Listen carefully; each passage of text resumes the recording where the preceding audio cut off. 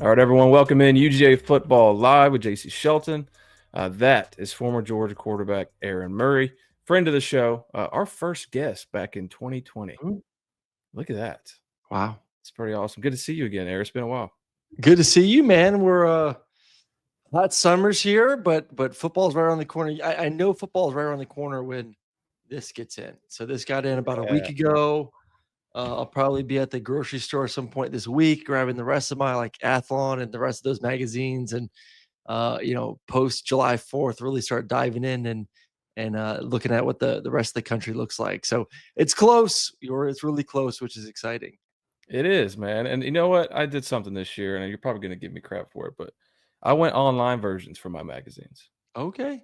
Well, I get both. I get the hard copy and I got the online. So I double dip. I'm still a little old school. I like to Yeah. highlight stuff as well still. So it's a little bit easier when I'm just sitting there writing on it. Yeah, I might need something tangible though. I'm kind of Yes. missing it. Just seeing you Yes. hold that up. It kind Yes. of it kind of hit the heart. I feel more professional when I walk around. Like when I'm at SEC media days, when you're walking around with this bad boy in your hand, people Yeah. know like, okay, he's a real football guy. You get the Feel Steel magazine ready to go. But no, I have my digital copy on my iPad, so I'm on the road.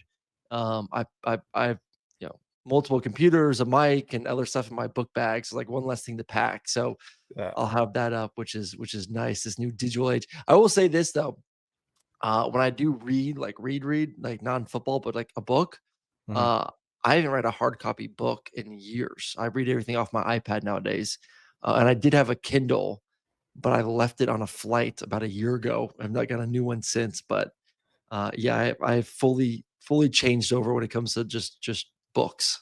Yeah, if you see a Kindle anybody, if you just see a Kindle laying around, Yes, on some uh, Delta flight from a year yeah, ago that maybe you're on and picked one up. It's mine. yeah, it's in Georgia red. It's probably got Scooby Doo stickers on it or something. Probably, Yeah, that's Aaron probably Murray's. reading Harry Potter most likely. Oh my gosh, I love it. But Aaron, so you're back with ESPN this fall. I'm looking forward to hearing you call the games, man. It's a fun time hearing you break things down from your perspective, and that's what I want to really get into today is just QBs, man. Let's talk quarterbacks and front and center, and it's kind of interesting this year, man, because you have so many contenders, playoff contenders, Yep. even just postseason contenders, whether it be their conference or what have you, beyond the playoff, who have these quarterback situations and have so much talent around them. Mhm. And Georgia's obviously for us and what we do, we want to be prepared and try to get your perspective on the evaluation for Gunnar Stockton and Ryan Yep. Puglisi. All things considered, at least from my end, and I think it's not a hot take. This is probably Gunner's offense, the way he commanded the offense at G Day. Yeah. Um, just some command things and maybe looking more comfortable and quicker with his reads and such. That's what we saw. But on your end, what do you think about this battle between the two? Maybe some things you like from both, and maybe what hinders them if they have any weaknesses, which these are young guys, and I'm sure they Yeah. do. Well, I think the big weakness for both is just lack of playing time. And I know Gunnar obviously had some snaps last year. And, I went back a few months ago and watched, I think, every snap that he had from last season, from every single snap in the backup duty and mop up duty to obviously the game versus Texas and the game versus Notre Dame. And, I walked away extremely impressed. So, going back to your first question about the quarterbacks, I think this is Gunnar's job. I think the team obviously rallied around him. I think the team made a pretty strong statement a year ago with some of the things that we heard out of the locker room leading up to that game versus Notre Dame about their belief in him, the type of player he is, the type of person he is in the locker room, his ability to rally the troops around him. That's part of the job of a quarterback is, and I'm sure I've said it on this show before, can you make the guys around you better? Can you elevate their level of play? And obviously, not saying like Ryan Puglisi can't do that, and Ryan Puglisi's not, he doesn't have the ability to be a leader. Gunner's just been in the locker room longer, and he definitely has that personality. Like I said, you saw guys rally around him in both those games a year ago. So I think from a standpoint of knowing the playbook, leadership factor, I think he'll get every opportunity and should get every opportunity to be QB1. But I do love Ryan Puglisi's a lot about him. I like his mentality. Going back to when he committed, and it was is him and old boy that went to Nebraska. He who shall not be named. And he was like, I'm not afraid that the number one, Dylan is coming to Georgia. Like I relish the challenge. I'm looking forward to the battle, and I believe that I'm better. And I think he has that mentality, which I absolutely love. I think he has a great arm strength. I think he's tremendous size. He's just a little green in the playbook still, from what I've heard, and I think that's going to continue obviously to get better and better the more reps he gets. If he is the number two and should be the number two guy this year, he's going to get a ton of reps, and then hopefully Georgia blows some people out. He'll get some playing time. Then we're talking about the quarterback battle come 2026. So I like both of their skill sets. I would feel good about either one of them going out there and playing. Um, but I think Puglisi just a little bit behind, like I said, when it comes Yeah. to the playbook. But Gunner, talent wise, man, he can make all the throws. There's no doubt about it. He's got the arm strength. He's got the athleticism. Very impressed with his accuracy. Maybe not as pure of a thrower as Carson is, Yeah. but like I said, I went into last year, or went to the film study about a month or two ago, not sure what I was going to exactly see, because I was so high on Carson. For those that have watched and listened to me over the past few years, um, but I walked away very impressed with him. And I know there's a lot of people that have him under the radar, or not ranked very high, and it is a very talented class of quarterbacks this year, especially in the SEC. But I do think that the talent amassed around him, he's going to surprise some people with his play on the field. Yeah.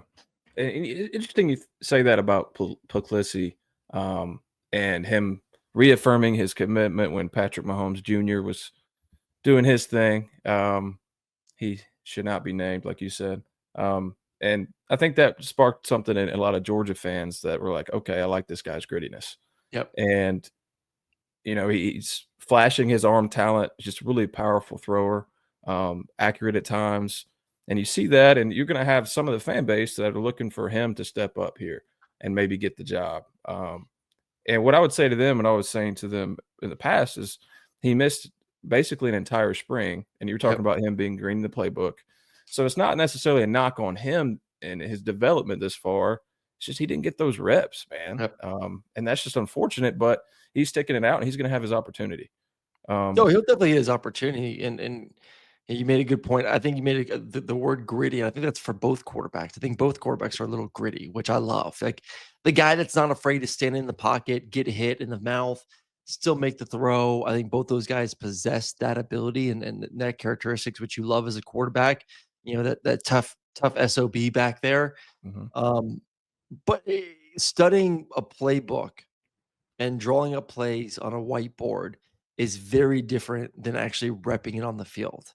And I think Ryan Puglisi, if I put him on the whiteboard today, I'm sure, because being around him, guarantee you that he can write all the plays, he can do all that, he can answer all the questions in the quarterback room, but he just hasn't had the reps to feel that 100%. It takes a while, man. It really does. It takes a long time. Bobo has always put a lot on the quarterback's plate. There's a lot of shifts and motions, and it's not just worrying about what you're doing on offense. I mean, I think it's where people get mistaken. Like, oh, you're telling me he hasn't learned the playbook and he's been there for a year and a half or whatever it's been. It's like, no, it's not mhm, about knowing the playbook. It's about seeing that play against a variety of defenses and being able to go out there and execute it. And I'll say this about defenses. Defenses when I played over, hell, a decade ago at this point, were not as complex as they are today. There's a lot. It's not just man and two and three and quarters. There's why do you think that is? Do you think it's the shift of the offenses? I think that, yeah, it's a shift of the offenses. Defenses have to present different looks. You can't just line up in a cover two, especially in this age of like RPOs, Yeah. and just sit there, because then they're just going to run the football. And then if you're basic and just roll down a safety, then they'll throw it from there. Offenses are doing so much that you had to be multiple defensively. You had to show different looks. Obviously, guys are more athletic. I think Yeah. you're seeing different types of players, like hybrid. And we talk about the hybrid tight end. You're seeing Mhm. like hybrid nickels now that can play linebacker, that can play nickel, that you can move around as well. So I Yeah. think there's just a lot more defenses do, especially Georgia's defense. I mean, there's some times where, remember, this was 3 years ago when they were playing Clemson. They brought a nickel pressure. It might have been even like a Mike nickel pressure to the field. And usually when you do that, you get some sort of cover three, three deep, three underneath kind of look. Mhm. They brought the pressure, which would be then, if the safety came down, to cover that number 2 receiver, the safety would have outside leverage because the safety is responsible for the flat.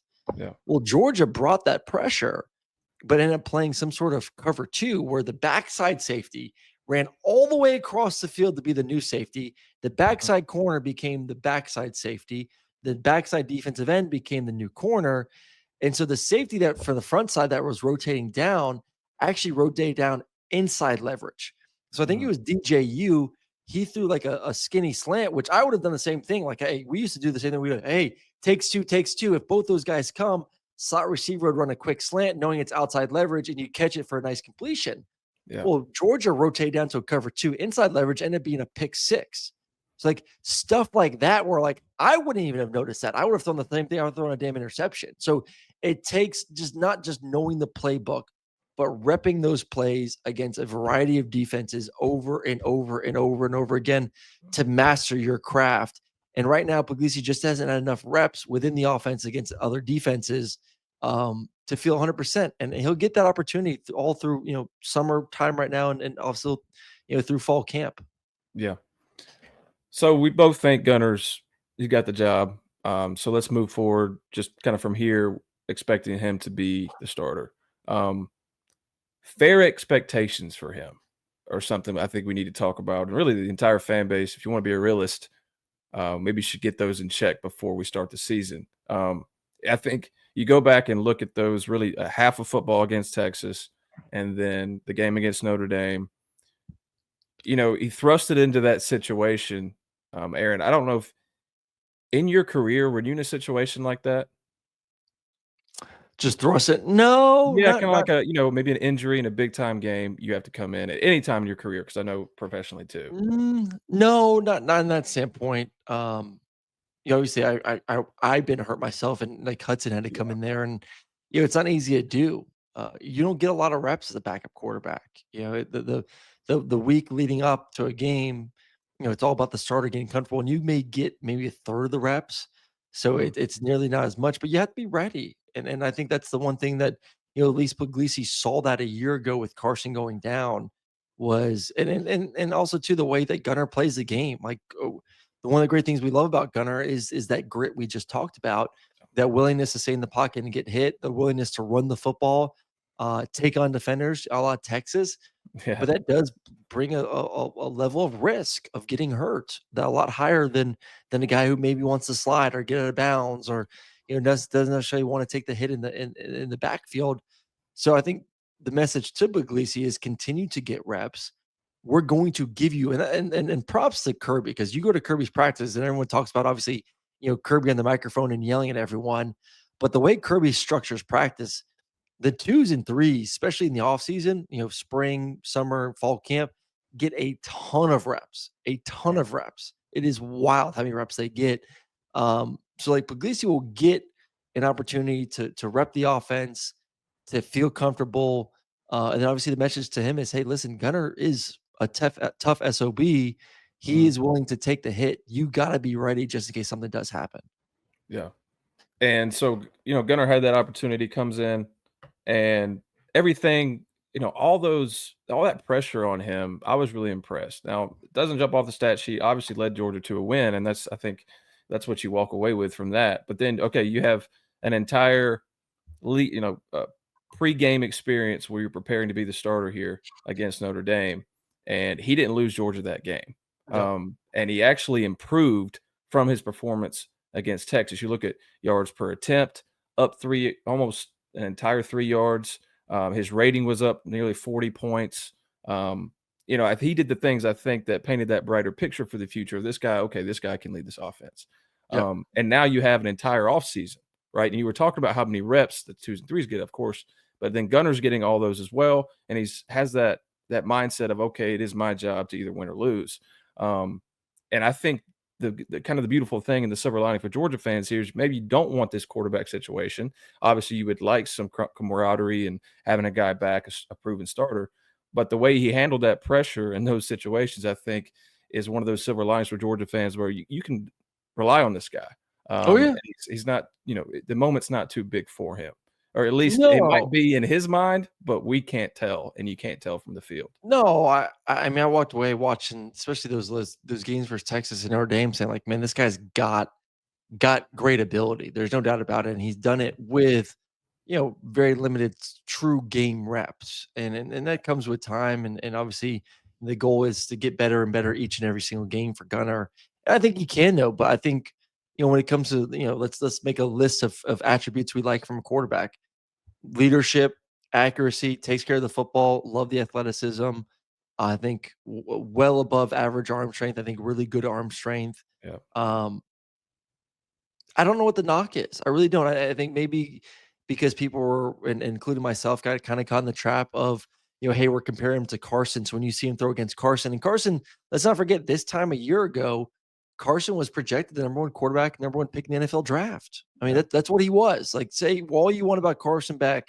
I know the season didn't turn out, but last year, this time, midsummer, Carson was going to be projected to be the number one quarterback taken off the board. That's how good he is. And I still think Carson is a first round talent. I think, I hope he has a good year there at Miami. But so when you're comparing Gunnar to that, maybe Gunner's not a first round talent or a first quarterback pick talent.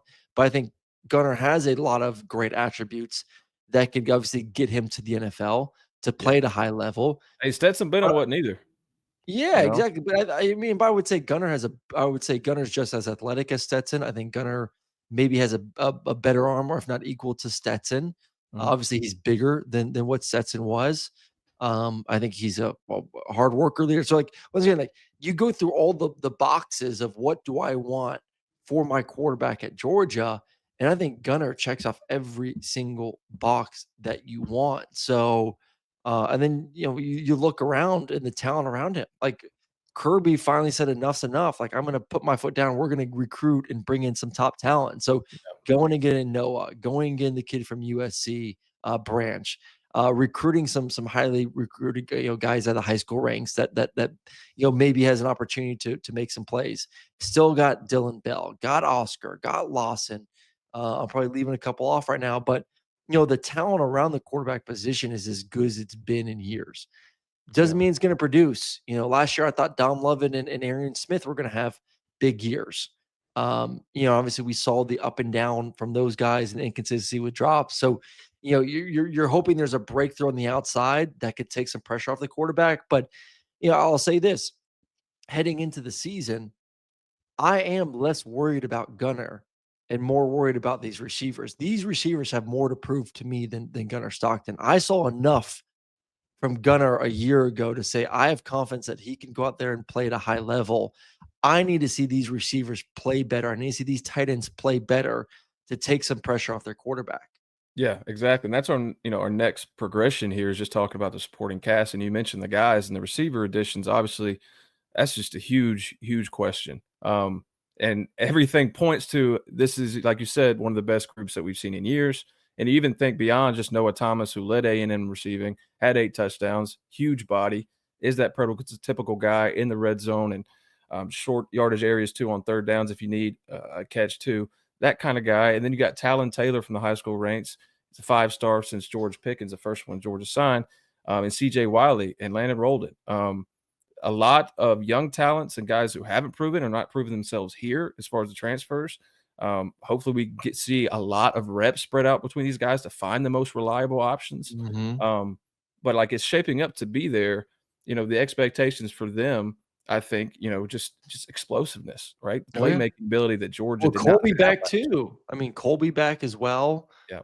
So you got a little bit of everything. I think that's a nice thing, and for a coordinator like Bobo to be able to move guys around, to know that, hey, I got two 6'4", 6'5" guys, 6'6" guys that can go out there and win Yeah. some one-on-one balls. You can put them backside as an X receiver. Those guys can get physical in the running game as well, because I do think the running game has to be better than it was a year ago, not just the receivers. Then you got the quick twitch guys that can play in the slot, like Branch. You can move Bell in the slot as well. You Mhm. can give those guys some jet sweeps. You could put them in the backfield. Still love Dylan coming out of the backfield as well. So And then Lawson Lucky, right? Just being able oh to be a yeah, multiple guy, and he can play both him about and whatever you put Oscar, him in. they're not just blocking tight ends. You can move those No. guys around as well. So, like, there's a lot of chess pieces that you can sit back as a coordinator and say, okay, how can I get those guys matched up with different, obviously, nickels, linebackers, safeties, to create some matchups that are easy for Gunner to see. I think that's the biggest thing we talked about earlier. Offenses and how they've evolved. I think the biggest way they've evolved is just moving your skill guys in different positions, non-traditional positions, not just putting a tight end on the line of scrimmage, putting a tight end backside as a receiver, moving him in the slot, moving even some of your big guys into the slot to get them matched up against maybe some smaller defenders. So Yeah. And how important they how have a important do you variety. think how important do you think that is against defenses who have kind of similar things? You talked about this earlier where you talked about how the nickel and that star position, I guess, for Georgia has evolved.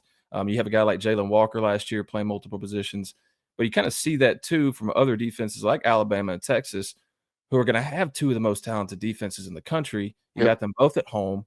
And how important is it to have a guy like Zachariah Branch you can move around, Noah Thomas, and you talk about the tight end group, which is always so stacked for Georgia. It's just Mhm. not beyond just talent and ability, but like being able to play multiple positions and do Well, good you things. wanna make the defense communicate. I think that's the biggest thing. Like, you want those guys talking. You don't wanna get up to the line of scrimmage, they make a call, and then they're set. I want those guys going out there having to safety swapping, linebacker swapping, defensive lineman moving from over techniques to under techniques, going from shade to a three technique. Like, I want those guys moving, having to communicate as I'm kind of dictating the speed of things. I want to be playing chess while they're playing checkers. So, you can only do that if you have guys that, obviously know the playbook. So, it's great to have a Noah and a Zachariah Branch. It's great to have, these 5 and 4 star receivers, but can they learn the playbook fast enough where I can maximize? I'm not saying they're not going to play if they don't know every little detail, but can I maximize everything that they can? Can I squeeze as much juice out of them as I can? That's why they need to learn the playbook so they can play the slot. They can play the outside. They can move to the backfield. I can motion them around a little bit. So it's not just on Bobo and Kirby, it's on the receivers, those guys to take it on themselves to master the playbook. And that's, partly on Gunner too, of organizing meetings, organizing more 7-on-7s and things like that to get those guys up to tune. Because the more that they know, the easier it's going to be for him. Because Yeah. Bobo can put those guys in a position where the defense has to declare, hey, we're going to play too high, or we're going to play single high, or hey, we got to get out of our blitz, or whatever it may be. The more they're able to do, like I said, the quarterback's job becomes so much easier just figuring out what the hell is going on defensively. Yeah. And just elsewhere, I love Nate Frazier. I think, fumbling issues at times last year, I think he cleans those up. He has an entire offseason, man. That dude was a young kid out there just putting in great reps last year. I Yep. expect I don't expect any drop off. I expect improvement for him. Um, and then offensive line wise, guys, I think it was such a weird season with so many bad injuries that no one knew about until after the season. Stuff like they were banged up all year, right? Oh So yeah. knock on wood, you get some. There's so much talent there. I believe in Stacey Searles and how Mike Bobo works with these guys too. I love Drew Bobo stepping in at center. All things considered, all the guys love him, expect him to just take this job and run with it. So I have belief there, just from talent perspective too. Knock on wood, stay healthy. So that Yeah. brings us to, let's just consider all those things and we'll get you out of here. How good does this offense need to be to win a championship?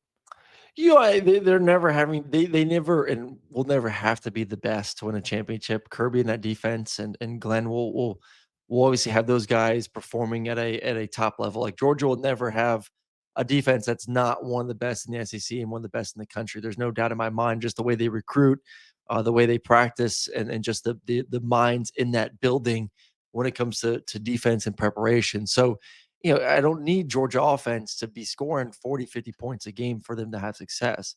I just need consistency. And I think that's the biggest thing that we saw last year was inconsistency from the offensive line, partly due to injury, inconsistency with catching the football, inconsistency running the football with some turnovers, and then inconsistency at quarterback play with turnovers as well, with Carson trying to do too much at times. So I think that's a lot that has to be cleaned up, no doubt about it. But I think these are easy things that can be accomplished, or especially over the next 2 months as they get ready for the season, where, yeah, they could definitely be better than they were a year ago. But they just have to play more consistent, even football being able to run the football at times, being able to throw the football, being able to push the ball vertically down the field. They have the guys to be able to do it. Uh, just go do the damn thing. So Yep. I still see them as one of the best offenses in the country, especially in the SEC, one of the best offenses in the SEC. There are going to be some talented ones, though. Texas obviously is going to be very talented. Mhm. I like Florida's quarterback. I think they're going to have a good offense around him. I still think Georgia has better talent around Gunner than what Florida does, even though there's a difference in maybe the quarterback position when it comes to time played. Mhm. South Carolina is interesting. I love the Norris, but I don't know about the talent around him. It wasn't Yeah. great a year ago. They kinda And lost obviously a lot, Rocket's had a gone. yeah. Yeah. So, I mean, there'll be some good offenses in this league. LSU, I think, is gonna be a tremendous offense. I love Yeah. LSU actually heading into the season. Garrett Nussmeier and company, that's gonna be a really, really good offense. Tennessee's not gonna be as good as they were a year ago, which wasn't very good anyways. Yep. So, like, I name me the top offenses in the SEC. Texas, and they still are gonna be breaking in Arch and a bunch of new skill guys. Yeah, LSU, LSU. yeah, So, like, yeah, really, I like, like I I think like the Auburn talent around out. Alabama. They have that quarterback situation themselves, but they have a lot of talent too. Yeah, Ryan yeah, they and get some talent. Bernard. So, like, I'm saying, like, it's not like there's a lot of elite offenses. There's some Yeah, really good quarterbacks, but I don't know about yeah, offenses just yet. So I think Georgia could easily put themselves in that conversation of being one of the better ones in this conference. yeah, and you even think Ole Miss probably taking a bit of a step back. I Yeah. don't know if they're gonna be lights out like they were with Jackson Dart with all those I don't snaps know. on the Austin football. Simmons is pretty damn good. Simmons So is pretty good, dude. he's He pretty came in, good. and Georgia fans know that too because he Yeah. came in and led a Really touchdown good.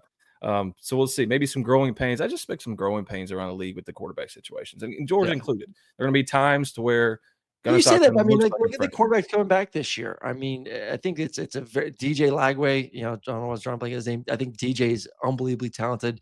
You got Garrett Nussmeier, you got Lenora Sellers, Mateer at Oklahoma, I think is very, very talented. Marcel Reed in his second season at A&M. I think Jackson Arnold at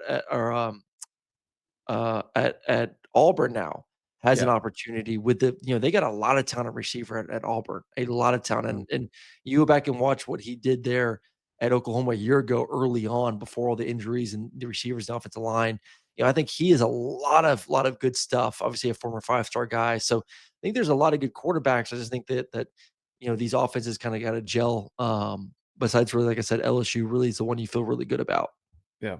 But from Georgia's perspective, we'll see it. We're very close to fall camp here. It'll be here before you know it, folks, and we kicking off against Marshall on August 30th in Sanford Stadium. So we can't thank you enough, Aaron, for coming on and talking ball with us. And best of luck this year with ESPN. Well, I know we'll all be listening and watching. So best of luck with you.